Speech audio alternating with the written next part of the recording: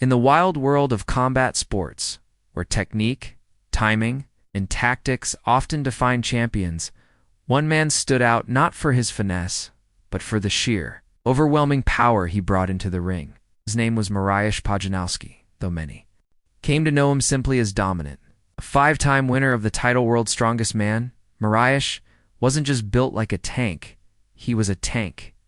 And when he decided to transition from flipping tires and hauling airplanes into the brutal and unpredictable world of mixed martial arts, few believed that raw muscle could translate into actual victories.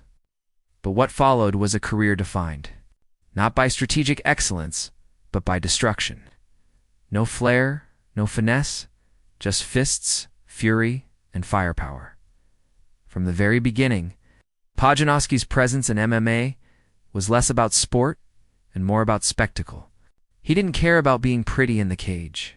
He wasn't there to make friends, score points, or go the distance. He was there to break people, to show the world what happened when one of the strongest humans alive decided to weaponize his body. And one by one, his opponents learned exactly what that meant. The story began to shift in May 2022 when a tattooed fighter named Mikel Martel, made Mikel Martel, nicknamed Pitbull, was thrown to the wolves, or more accurately, to the bear that was Mariusz. From the opening bell, Martella tried to keep his distance. But Pudzianowski didn't do patience. He pounced. Pitbull turned out to be more of a whimpering pup as he failed to withstand the onslaught. At one point, perhaps out of sheer dominance, or sheer boredom, Pudzianowski landed a groin kick so devastating it seemed less like an accident and more like a primal warning. Martella tried to recover, his pride bruised more than his body, but it didn't matter. Pudzianowski's next assault rendered him unconscious. The man who entered the cage with confidence was now surrounded by medics, unsure whether his dazed state was from Mariusz's fists or the ink on his skin rearranged by the beating. That would have been enough for most. But Pudzianowski was just getting started. When matchmakers sought to test his might further, they flew in a mountain of a man straight from the African dunes, a 350-pound behemoth from Senegal. Undefeated and imposing. But none of that fazed Pudzianowski.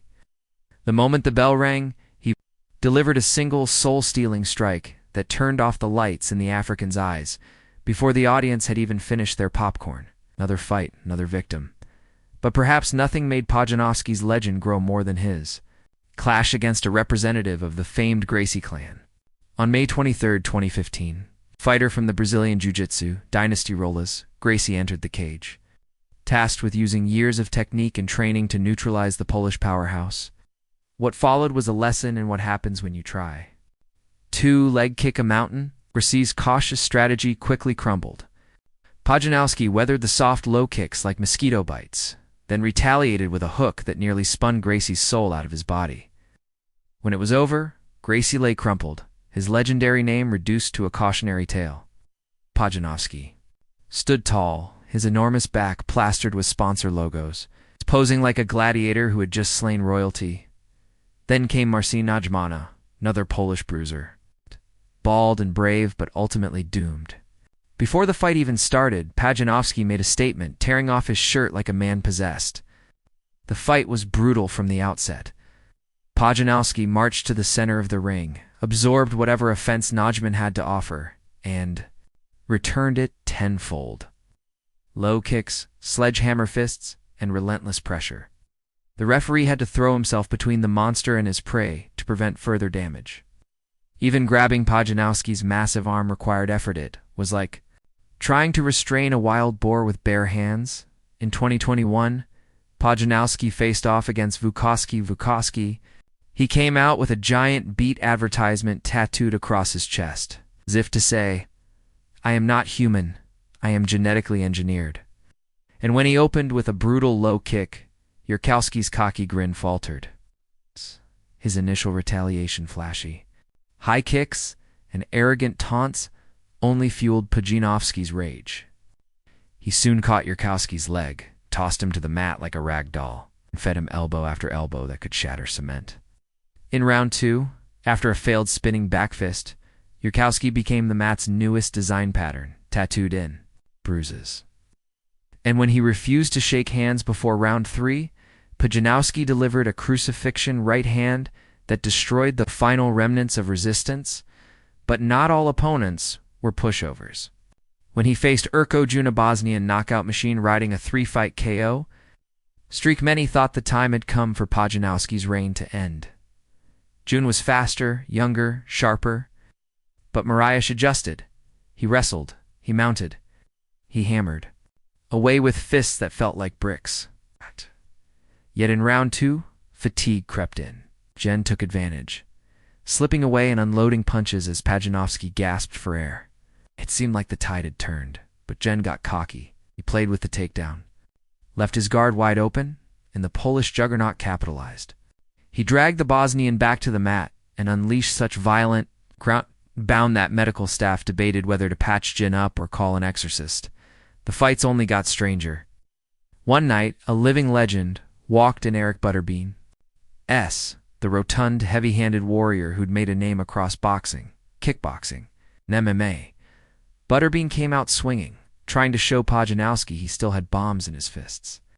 But Mariusz didn't engage him on the feet. Instead, he dragged the legend to the canvas, where the bean quickly became butter-smeared.